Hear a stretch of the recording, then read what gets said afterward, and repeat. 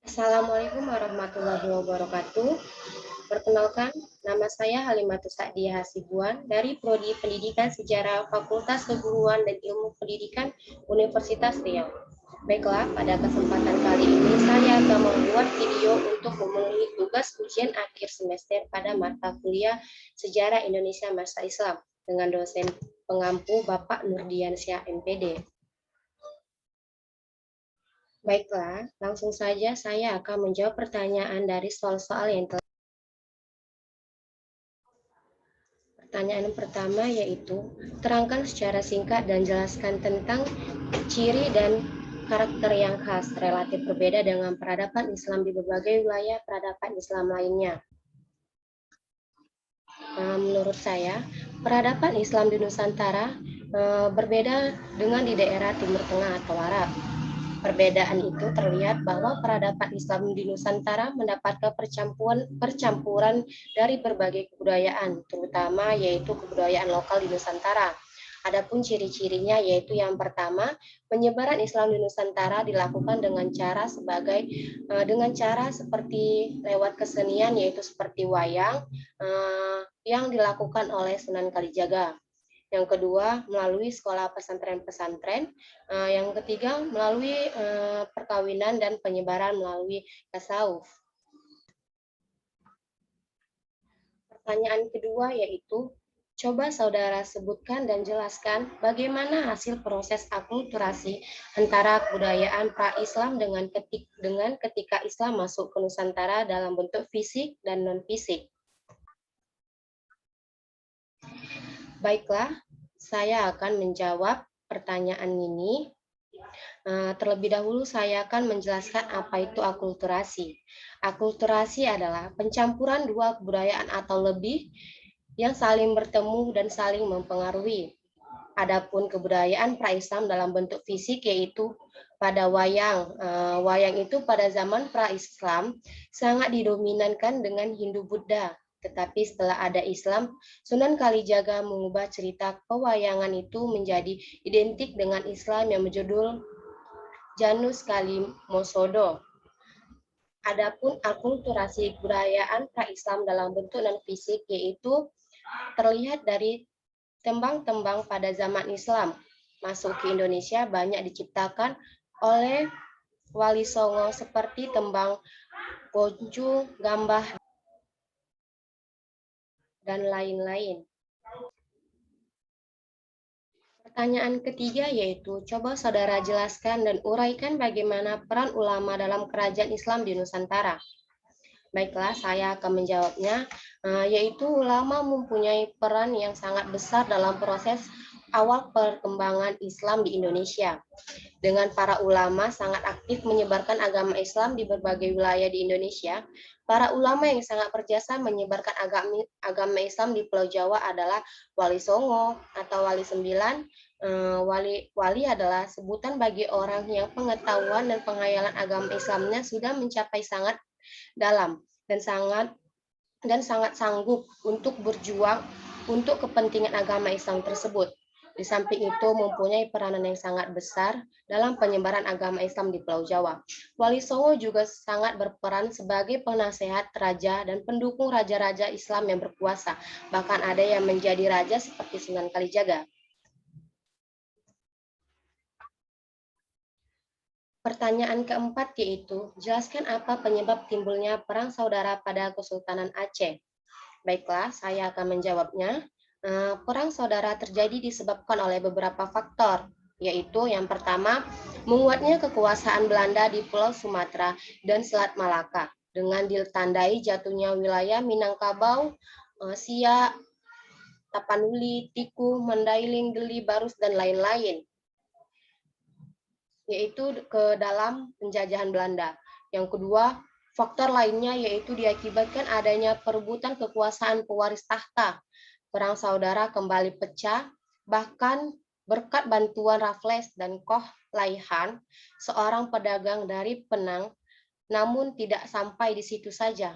Perang saudara kembali terjadi antara Tuanku Sulaiman dan Tuanku Ibrahim pada tahun 1857 sampai pada tahun 1870.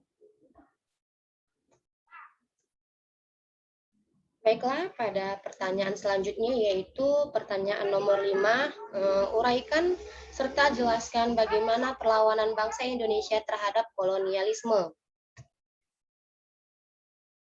Baiklah, saya akan menjawabnya. Adapun perlawanan bangsa dalam melawan kolonialisme adalah yang pertama, yaitu perlawanan terhadap Portugis. Di antaranya perlawanan rakyat Aceh di bawah pimpinan Sultan Salahuddin Riyana Shah Kahar dilanjutkan oleh Sultan Iskandar Muda. Perlawanan terjadi karena kedudukan Portugis menjadi ancaman bagi Aceh. Yang kedua, perlawanan rakyat Maluku di bawah pimpinan Sultan Hairun, akan tetapi Portugis melakukan kecurangan dan berhasil membuat Sultan Hairun kemudian dilanjutkan di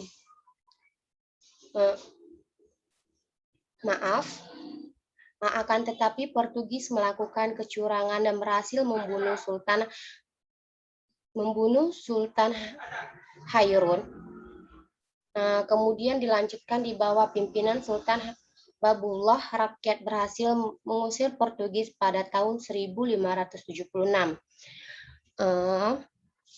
Perlawanan yang kedua yaitu perlawanan terhadap VOC. Di sini VOC melakukan perlawanan Sultan Agung yang pertama terjadi pada tahun 1628 dan dipimpin Tumenggung. Kedua pada tahun 1629 yang dipimpin Dipati Uger dan Dipati Urbaya. Serangan yang kedua ini pun belum berhasil menggeser kekuatan VOC di Batavia. Yang kedua, perlawanan rakyat Banten di bawah pimpinan Sultan Ageng Tirtayasa yang berhasil dipadamkan setelah VOC menerapkan dividen et impera antara Sultan Ageng Tirtayasa dan Sultan Haji. Yang ketiga, perlawanan Makassar dipimpin oleh Sultan Hasanuddin berhasil dipadamkan oleh VOC berkat kerjasama dengan Aru Palaka. Bahkan Sultan Hasanuddin dipaksa menandatangani perjanjian Bongaya yang menandai kekuasaan VOC di Makassar. Selanjutnya, ya adapun perlawanannya itu terhadap Belanda. Perlawanan rakyat Maluku di bawah pimpinan Patimura yang akhirnya pada tahun 1816 Belanda berhasil menangkap para pemimpin perlawanan. Yang kedua, perlawanan Padri dalam perkembangannya, kaum adat turut bergabung dengan kaum Padri. Akan tetapi gabungan kedua pasukan itu belum mampu mengarahkan dominasi Belanda atau perang di Ponegoro pada tahun 1826 sampai tahun 1880 yang dipimpin oleh Pangeran Diponegoro ini juga disebut Perang Jawa karena meluas di hampir seluruh wilayah Pulau Jawa. Adapun pertanyaan ke-6 yaitu uraikan serta jelaskan dengan baik bagaimana kebijakan masa pemerintahan Hindia Belanda dalam bidang ekonomi, politik, serta perubahan sosial budaya. Baiklah, akan saya jawab. Adapun kebijakan Hindia Belanda sebagai berikut. Yang pertama, kebijakan masa pemerintahan Hindia Belanda di bidang politik, yaitu dahulunya Indonesia adalah negara yang memiliki kerajaan-kerajaan di wilayah daerahnya. Namun setelah datangnya Belanda ke Indonesia, dengan sistem politik adu domba yang menghasilkan bahwa kerajaan harus patuh kepada Belanda. Selanjutnya yaitu kebijakan pada bidang sosial budaya, yaitu masuknya bangsa Belanda ini mengakibatkan adanya pengaruh budaya dari bangsa Barat.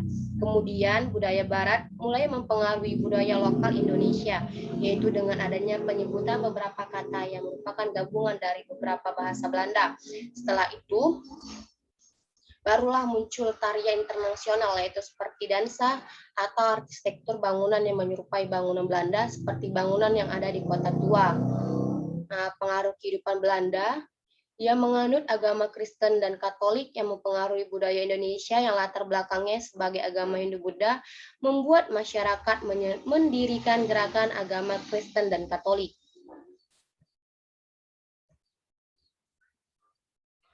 Selanjutnya, kebijakan masa pemerintahan Hindia Belanda di bidang ekonomi, yaitu pada masa pemerintahan Belanda, Indonesia ini mengalami masa tanam paksa.